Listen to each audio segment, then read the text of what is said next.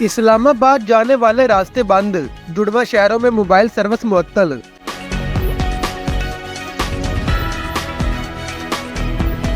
پاکستان تحریک انصاف نے آج ہر صورت ڈی چوک اسلام آباد پر احتجاج کا اعلان کر رکھا ہے، جبکہ مقامی انتظامیہ نے کسی بھی نقصی امن کے خدشے کے پیش نظر جڑواں شہروں میں دفعہ 140 نافذ کر دی ہے۔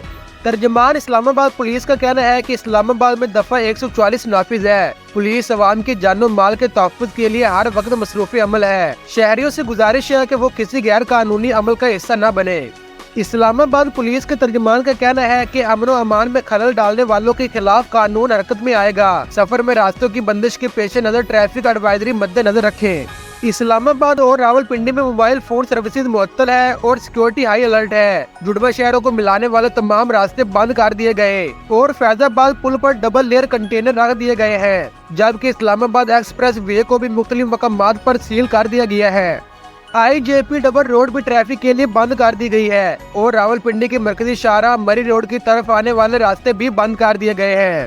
راولپنڈی اسلام آباد کو ملانے والے راستوں پر پولیس کے 12 نفری تعینات ہے اور راولپنڈی میں میٹرو بس سروس بھی تاحکم ثانی معطل کر دی گئی ہے۔ شہر بھر میں موٹر سائیکل کی ڈبل سواری بھی ممنوع قرار دی گئی ہے۔